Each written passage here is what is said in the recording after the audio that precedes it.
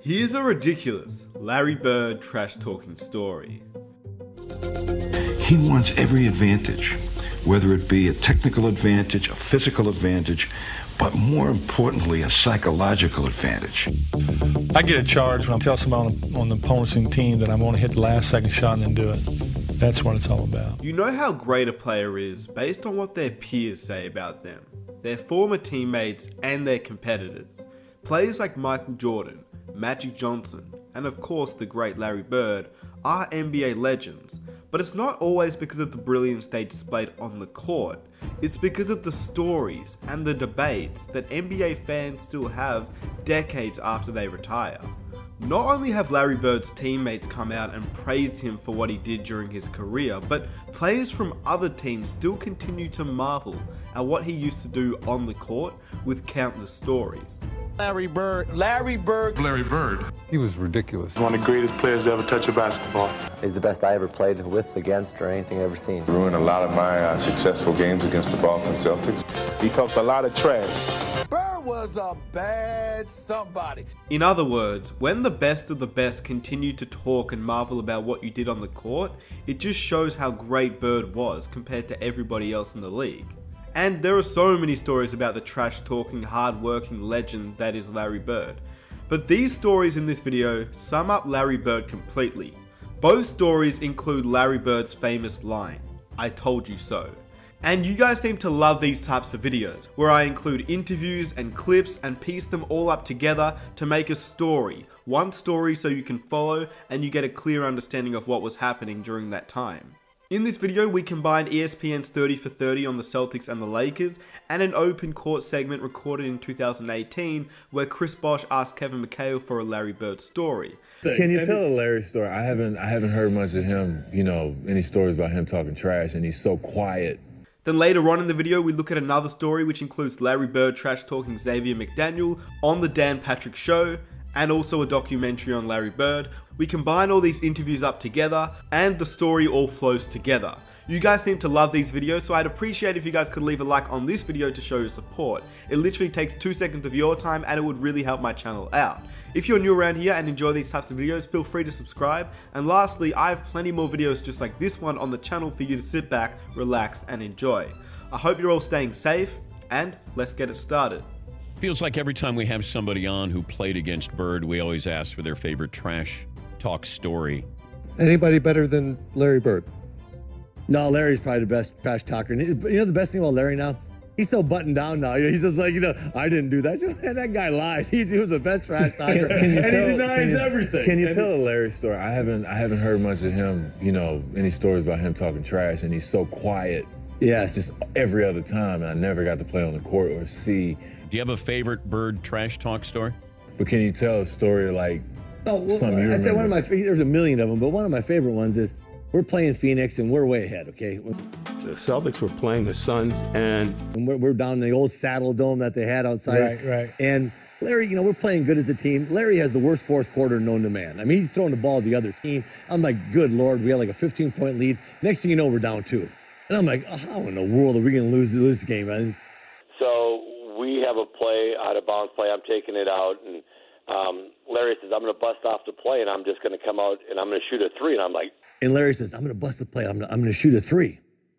And I'm like, Bertie, it's just getting to overtime. I'm going to Robert.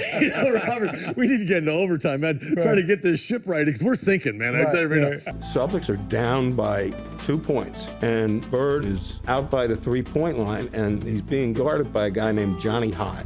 And Johnny High is sort of backing away from Bird, and Bird says, hey, Johnny, you better come up and guard me a little closer. I'm just going to get the ball and shoot a 3, and game's over. And Larry says, I'm going to bust the play. I'm going to shoot a 3. So, Larry not only tells me that, he walked by the bench and says, typical Birdie, just real slow. So he tells the Phoenix bench, tells the coaches, yeah, I'm just fixing to bust a 3 on you guys and just go home. I'm tired of this. Fixing to bust a 3 on your guys and go home. And, Johnny High sort of smiles and laughs about it. And so he breaks the play.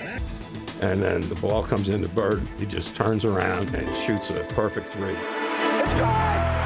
Shoots the ball, as the ball's in the air, he kind of turns towards the Phoenix bench and yells, "Told you so!" Takes off running to the locker room.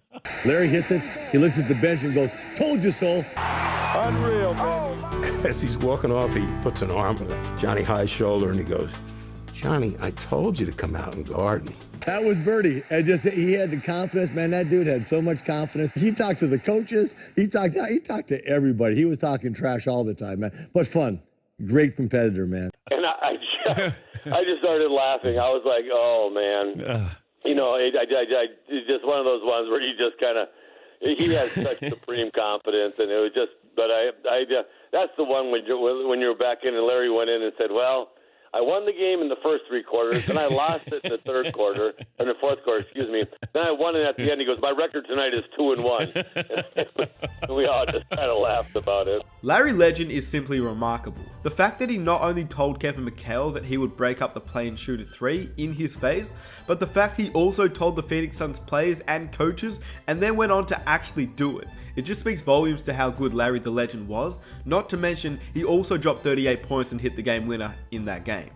Larry was always one step ahead of the rest. He knew this and the NBA knew this, but it wasn't because he just was great, it was because he really worked hard to be the greatest at the time. It was Magic Johnson or Larry Bird. Larry Bird wasn't anything special either. He wasn't athletically gifted, he wasn't quick, he wasn't fast, he just put the work in. He was the guy that wanted to take the game-winning shot, and he practiced and practiced and practiced that. And that's what he eventually became. One of the clutchest players in NBA history, one of the best players in NBA history, and one of the best trash talkers in NBA history because he could back up whatever he said on the court. In an interview, he stated why he wanted to take the last shot and what separates the best from regular NBA players. A lot of players in this league that can score the first 3 quarters of the game, but you get down to the fourth quarter when you need a basket, you can separate the men from the boys. It's been like that, and it's always going to be like that. You're always going to have the guys that come up with the attitude that they can make the last shot or make the big play. I don't know what makes a player do that, just their competitive nature and their will to win. And if it comes down to one shot, I want to be the guy to take it. And since we're on the topic of Kevin McHale and Larry Bird stories, here's one more, including a game winner in Xavier McDaniel's face. And saying the exact same thing, "I told you so." It was a tie game. They had the ball and DJ was stalling the basketball. And Larry was kind of standing outside behind him, like denying him the ball. And they called a timeout. And he turned around and looked at me and said, "I'm going to score right here on you." And I said, "I know you will. I'll be ready." Tie game, 13 seconds to play. Celtics basketball. During the timeout, I'm going through a play, and about that time, Larry steps in and says, "Coach, why don't you just give me the ball and tell everybody to get out of the way?" That's Larry. And when he wants the ball, he wants the ball. After the timeout, we walked back on the court, and then Xavier was guarding him. So he tells Xavier, he says, "I'm getting the ball." X, I'm going to get the ball right here, and I'm going to take a jumper right in the face. I'm going to make it. And I said, "I know I'm going to be waiting." And he said, "I'm going to get it right here. I'm going to shoot it right in your face." And then he gets the ball, takes the shot right in front of Xavier McDaniel, and makes the shot. 10 seconds. 5, and Bird has the basketball. Look out. Larry Bird just phenomenal the way that And he came out when right about that exact spot and shot a shot right in my face. I just looked back and the ball just went in, hit all net. And he said, "I told you so." And, he was like, "I didn't mean to leave 2 seconds on the clock." He wanted to shoot it with 0 seconds on the clock. I walked back to the sideline like, dang. And X tells the story. He's like, he did exactly what he was telling me he was going to do. There are so many stories of people saying that Larry Bird told me he was going to do this, and then he actually did it. This was just one of them, but I can make many more if you haven't seen them. Let me know if you've heard of these stories before. I doubt that many of you have heard the Phoenix Suns stories because you actually can't get any of that game on YouTube. So unless you go through documentaries and interviews, it's actually hard to find footage of what happened during that time, so I doubt many of you would have heard the first story. The second story of Xavier McDaniel is more well known, but still it's an amazing story with the same line, "I told you so." And I hope you guys enjoyed the video. If you did and you enjoy these types of stories, I have plenty more on the channel. Be sure to hit that subscribe button and go on the channel to see if you enjoy any more like this. I'd really appreciate if you guys could drop a like. It takes 2 seconds of your time, and I'll catch you guys in my next video. I am out. Peace.